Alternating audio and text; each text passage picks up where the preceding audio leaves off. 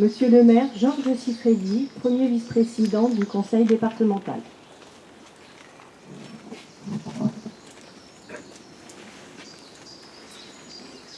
Monsieur le président de l'association pour le souvenir des fusillés du Mont Valérien de l'Île-de-France, messieurs les présidents d'associations d'anciens combattants, monsieur le vice-président du souvenir français, monsieur le commissaire, mesdames et messieurs les élus, mesdames et messieurs, mes chers concitoyens.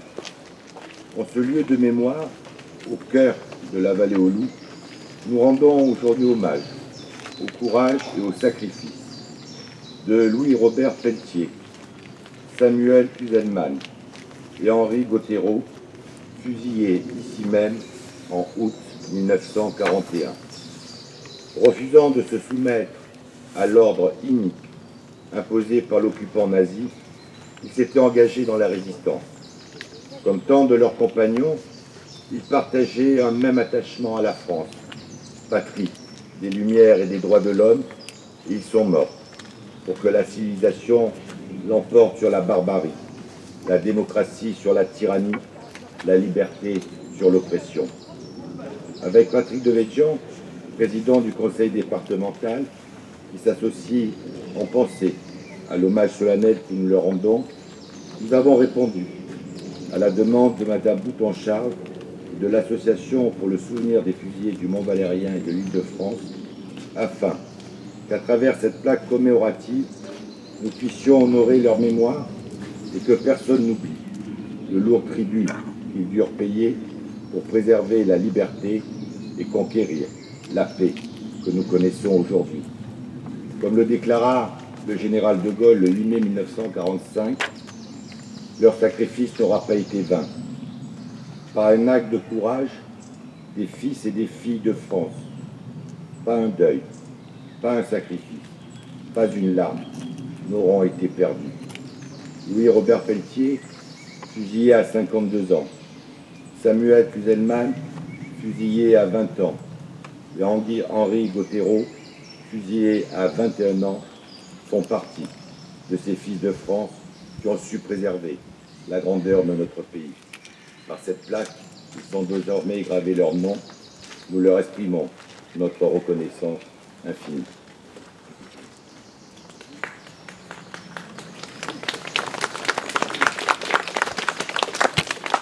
Monsieur Dufaux-Hackstein, président de l'Association pour le souvenir des fusillés du Mont Valérien et d'Île-de-France, va nous lire les biographies concernant les 3 fusillés.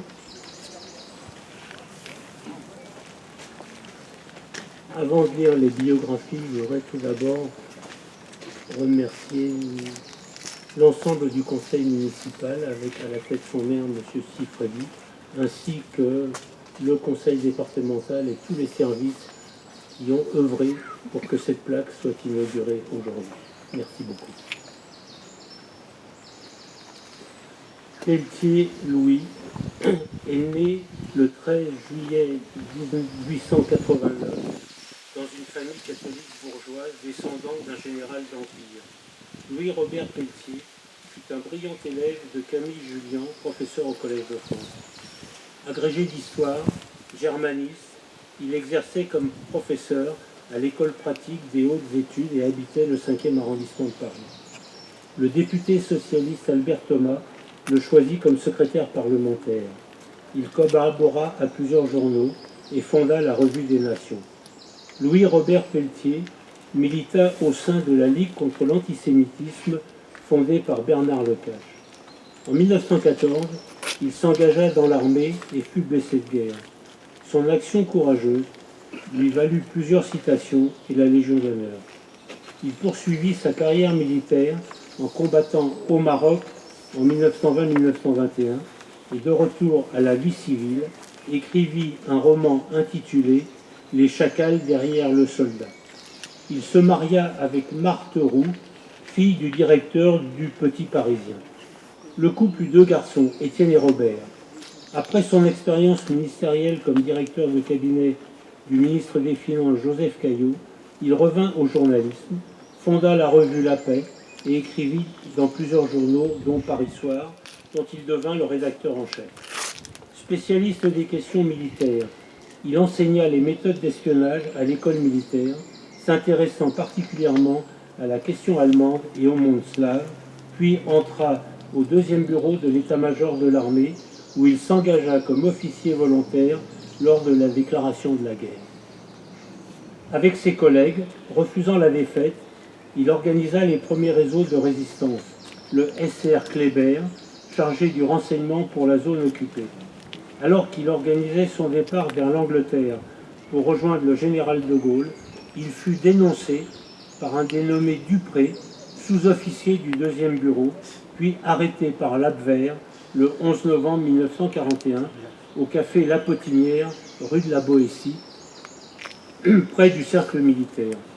Interné à la prison du Cherche-Midi, puis dans celle de Fresnes, il fut condamné à mort par le tribunal du Gros Paris, réuni rue Boissy-d'Anglas le 28 juillet 1941. Louis-Robert Pelletier a été fusillé le 9 août 1941 à la Vallée-aux-Loups, à Châtenay-Malabry. Son nom figure sur la plaque apposée au Panthéon en l'honneur des écrivains et journalistes morts pour la France. Il est honoré au mémorial du Mont Valérien où sa dernière lettre est exposée. La lettre à son fils cadet, écrite le 8 août 1941, marquée par la foi religieuse, a été publiée plusieurs fois. On ne meurt jamais en vain. C'est parce que trop de Français disaient et pensaient le contraire que nous avons connu la défaite avec toutes ses effroyables conséquences. Il faut, à l'aide de Dieu, choisir un chemin et s'y tenir. J'ai voulu faire trop de choses, j'ai eu trop d'ambitions contradictoires.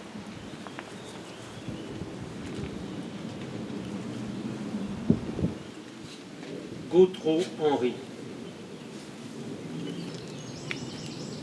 Né le 2 mai 1920, il est le fils d'Auguste, ébéniste, et d'Henriette, née Boudin, ouvrière en chaussures. Henri Gautreau se passionna dès son plus jeune âge pour l'aviation. Sous le Front populaire, il s'engagea dans les associations populaires qui naissaient, alors bénéficiant des lois sociales et du temps des loisirs. Catholique pratiquant, il était secrétaire des jeunesses communistes de Gentilly en 1939. Il s'engagea pour la durée de la guerre et fut incorporé au 501e régiment de chars de combat à Tours. Puis, il regagna Gentilly et demeurait 6 avenue de la République. Il travailla chez Levaux, entreprise métallurgique de cette commune. Il devint responsable des jeunesses communistes clandestines. La direction clandestine du Parti communiste décida d'organiser une manifestation sur les grands boulevards en mobilisant les étudiants et les jeunesses communistes. Le 13 août 1941, vers 19h, Olivier Souef, l'un des dirigeants des étudiants communistes, sortait de la bouche du métro Strasbourg-Saint-Denis avec un drapeau tricolore. Le signal était donné. Les jeunes présents sur les trottoirs se joignaient au petit groupe. Une quarantaine de manifestants se dirigeaient vers la place de la République en entonnant le premier couplet de la Marseillaise. Henri Gautreau était l'un de ceux chargés de la protection des manifestants. La police municipale ayant été prévenue par téléphone, rapidement, les jeunes communistes lancèrent des tracts à la volée dénonçant l'occupation allemande. Des militaires et marins allemands s'en prirent physiquement aux manifestants. Ceux-ci s'échappèrent. 2 marins se lancèrent à la poursuite de Samuel Kieselmann. L'étudiant Pierre Dex, talonné par un soldat allemand, tenta de gagner le trottoir surélevé du boulevard Saint-Martin. Il allait être rattrapé quand Henri Gautreau fit un croche-pied à l'Allemand qui tomba à terre. D'Aix s'échappa. Les Allemands tirèrent. Des soldats s'acharnèrent sur Gautreau à coups de pied. Blessé, il dut être emmené à l'Hôtel-Dieu, puis à la Salpêtrière. Il comparut le 18 août devant le tribunal du Gros Paris qui siégeait rue Boissy-d'Anglas. Henri Gautreau et Samuel Tiselman furent condamnés à mort pour intelligence avec l'ennemi. L'abbé Dubreuil, premier chapelain du Sacré-Cœur de Montmartre, assista Gautreau dans ses derniers moments. Celui-ci écrivit une lettre à ses parents quelques heures avant d'être fusillé, le 19 août 1941. Un Français sait mourir, surtout un innocent. Je ne partirai pas comme un chien, puisque j'aurai les sacrements de l'Église. Attaché sur une civière, dressé à la verticale, il fut passé par les armes, en même temps que Tiselman, à la Vallée aux Loups, à Châtenay-Malabry. L'abbé, selon ses déclarations en 1945, assista à la fusillade. Son corps fut inhumé au cimetière d'Ivry-sur-Seine. Le jour même, un avis, signé du commandement militaire allemand en France, en français et en allemand, était placardé dans les rues de Paris. Le juif Samuel Tiselman de Paris, le nommé Henri Gautreau de Paris, ont été condamnés à mort pour aide à l'ennemi, ayant pris part à une manifestation communiste dirigée contre les troupes d'occupation allemandes. Ils ont été fusillés aujourd'hui, Paris, le 19 août 1941. Fin septembre et début octobre, un tract des comités de Gentilly, Malakoff, Kremlin-Bicêtre, du Front national de lutte pour l'indépendance de la France appela les habitants à dire « Halte aux assassins, contre la barbarie nazie, Union du peuple de France ». Bastard-Émile du Kremlin-Bicêtre, Gautreau de Gentilly, Enjolvis-René Lucien de Gentilly, Herpin-François de Malakoff, les habitants des trois villes étaient invités à honorer la mémoire par une journée de deuil, en portant visiblement en signe de deuil le dimanche 5 octobre. Le nom d'Henri Gautreau figure sur les monuments aux morts de Valmondois, dans le Val d'Oise, et de Gentilly. Le conseil municipal de la ville donna son nom à une rue. Il fut reconnu comme aspirant à titre posthume. Son corps fut réinhumé dans le carré des corps restitués au cimetière de Gentilly.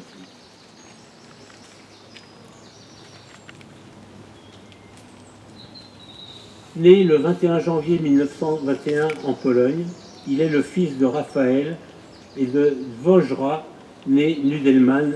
Samuel Tiselman était âgé de 3 ans quand ses parents émigrèrent en France et s'installèrent à Paris. La famille obtient la nationalité française le 19 mars 1940. Le père exerçait la profession de chapelier. Samuel Tiselman, bon élève, dut arrêter ses études et travailler à ses côtés dès l'âge de 15 ans. Il fréquenta le patronage laïque du IASC, affilié à la Fédération française sportive et gymnique du travail. Il militait à la jeunesse communiste avec Georges Gartmann, Charles Volmar et Élie Valac, qu'il appelait familièrement Titi. À l'été 1941, membre des bataillons de la jeunesse, il assuma la direction des jeunesses communistes des 3e, 4e et 10e arrondissements. Selon Albert Ouzoulias, Samuel Tiselman, Charles Volmar et Élie Valac dérobèrent le 2 août 1941 de la dynamite dans une carrière de Clichy-sous-Bois en prévision de futurs attentats. Samuel Tiselman habitait au 45 rue de Turenne. La direction clandestine du Parti communiste décida d'organiser une manifestation sur les grands boulevards en mobilisant la jeunesse communiste. Le 13 août 1941, vers 19 h, Olivier Souef, l'un des dirigeants des étudiants, sortit de la bouche du métro Strasbourg-Saint-Denis avec un drapeau tricolore. Le signal était donné. Les jeunes présents sur les trottoirs se joignirent au petit groupe. Une quarantaine de manifestants se dirigèrent vers la place de la République en entonnant le premier couplet de la Marseillaise. Henri Gautreau était l'un d'eux, était l'un de ceux chargés de la protection des manifestants. La police municipale ayant été prévenue par téléphone, rapidement, les jeunes communistes lancèrent à la volée des tracts dénonçant l'occupation allemande. Des militaires et marins allemands s'en prirent physiquement aux manifestants qui s'échappèrent. 2 marins se lancèrent à la poursuite de Samuel Tiselman. Il se réfugia dans la cave de l'immeuble du 29 boulevard Magenta. Le concierge le dénonça à la police municipale qui l'arrêta. Il fut fouillé mais il n'était porteur d'aucun tract, aucun objet. Il nia avoir participé à la manifestation, mais les marins allemands confirmèrent qu'il était parmi les manifestants. Incarné à la prison de la Santé, Samuel Tiselman comparut le 18 août 1941 en compagnie d'Henri Gautreau, très sérieusement blessé, devant le tribunal du Gros Paris qui siégeait rue Boissy-d'Anglas. Tous deux furent condamnés à mort. Samuel Tiselman écrivit une dernière lettre à sa famille, recommandant à ses parents « Soignez-vous bien, afin de vous garder pour fleur, sa jeune sœur. » Il fut passé par les armes le 19 août à la Vallée-aux-Loups, à Châtenay-Malabry. Son corps fut inhumé au cimetière d'Ivry-sur-Seine, en présence de l'abbé Dubreuil, premier chapelain du Sacré-Cœur de Montmartre, qui assista Henri Gautreau dans ses derniers moments. Le jour même, un avis signé du commandement militaire allemand, écrit en français et en allemand, fut placardé dans les rues de Paris. Le juif Shmuel Tiselman et le dénommé Henri Gautreau de Paris ont été condamnés à mort pour aide à l'ennemi, ayant pris part à une manifestation dirigée contre les troupes d'occupation allemandes. Ils ont été fusillés aujourd'hui, Paris le 19 août 1941. 2 jours plus tard, Pierre Georges, dit colonel Fabien, qui venait d'abattre l'aspirant de marine Moser à la station de métro Barbès-Rochechouart, déclara à ses amis « Titi est vengé ». Sur l'acte de décès de Samuel Tiselman figure la mention « Mort pour la France » par avis du ministre des Anciens combattants et victimes de la guerre du 16 avril 1958. Ces biographies sont tirées du Dictionnaire des fusillés qui est paru il y a 2 ans. Merci.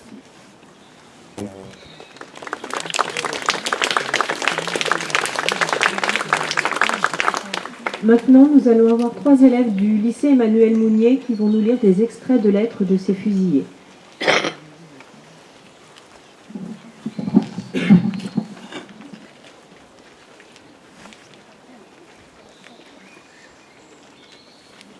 Extrait de la dernière lettre de Louis-Robert Pelletier à son fils Bobby. Prison de Fresnes, 8 août 1941. Mon Bobby bien-aimé, ne pleure pas, mon Bobby. La pensée de tes larmes m'ôte de ton courage. Travaille, mon Bobby. Sois aussi instruit en toutes choses que tu le pourras. Dans quelques années, tu choisiras ta voie. Fais-le posément, en t'interrogeant longuement sur tes goûts, sur tes aptitudes, et suis le chemin choisi avec opiniâtreté. Sois doux et bon, mon Bobby, on ne l'est jamais assez. Profite, mon Bobby, de ma douloureuse expérience. Il le faut, avec l'aide de Dieu, choisir un chemin et s'y tenir. Ne te laisse pas accabler par le chagrin. D'autres plus jeunes que moi sont morts dans cette guerre, et pourvu que ma disparition ne vous laisse pas trop malheureux. Je voudrais tant avoir en cet instant la certitude que tu vivras courageusement d'abord, puis joyeusement. Tu seras un bon petit Français. Tu seras fier de ton papa, qui jusqu'au bout aura fait son devoir, non seulement pour la patrie, mais pour vous 3.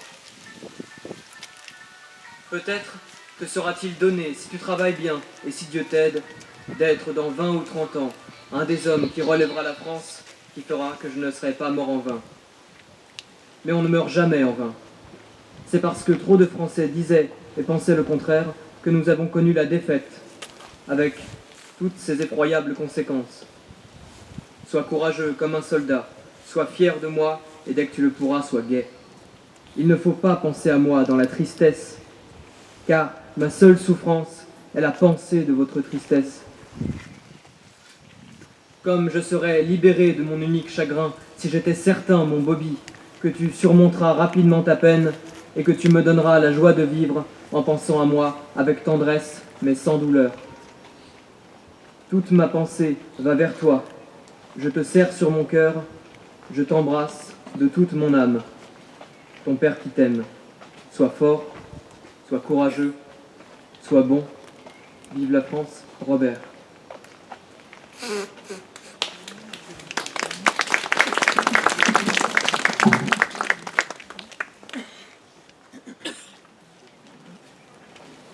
Merci. Extrait de la dernière lettre d'Henri Gautreau à ses parents, à l'Hôtel-Dieu, Paris, 19 août 1941. Mes chers parents, demain matin, mardi à 6 heures, c'est la dernière sortie. J'espère que vous ne souffrirez pas trop de cette disparition. Le destin est tragique, il faut que vous soyez comme moi, forts et courageux. Pas une larme de trop je n'ai versé. Ma petite maman chérie, je te demande pardon du chagrin que je vais te causer. Je n'ai pas besoin de te dire que je ne mérite pas cela. Mon cœur de mère le sait déjà. Mais je ne veux pas que tu souffres trop de ma disparition. Il faut être aussi forte que moi, que l'approche de la mort ne te fasse pas trembler. Un Français sait mourir, surtout un innocent. J'ai demandé pour les derniers moments à un prêtre. Je ne partirai donc pas comme un chien, puisqu'un prêtre m'a aidé à passer le cap final de la vie à 21 ans.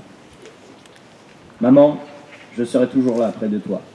Promets-moi sur mon âme que tu seras forte pour permettre à notre cher petit bébé, Gilbert, son frère cadet, de devenir un homme.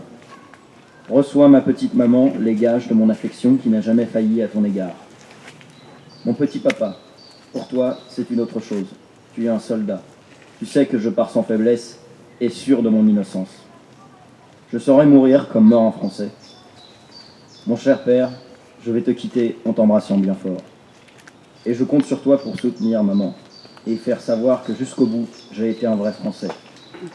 Je n'ai eu, ni pendant le jugement, ni après, ni au moment du départ, une seule défaillance.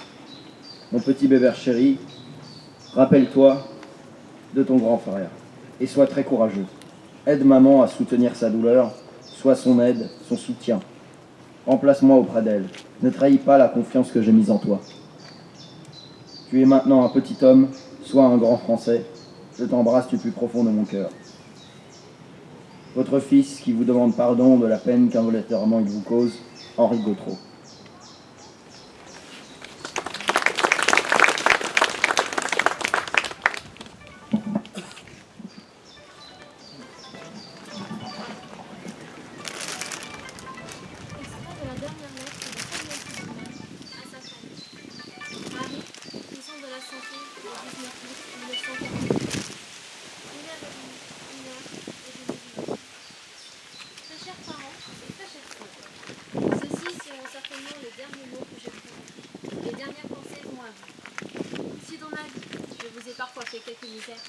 Pardonnez-moi, d'ailleurs, je suis sûre que vous m'avez déjà pardonné.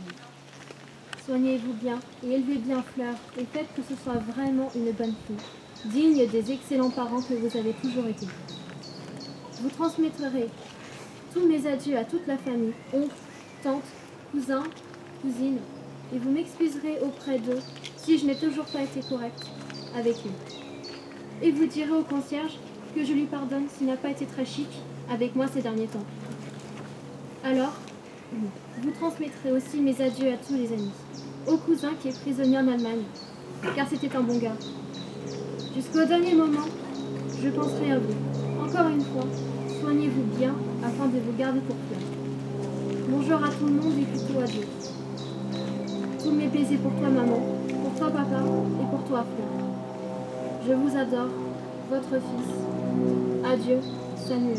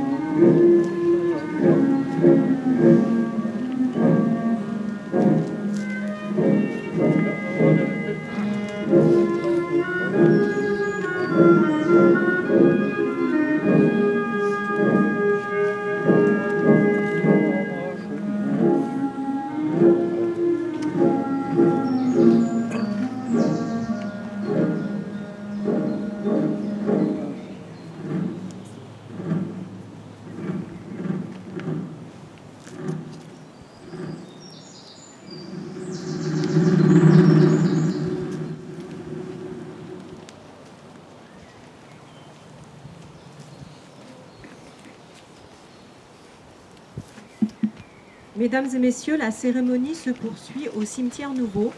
Vous pouvez remonter avec les 2 cartes qui sont à votre disposition.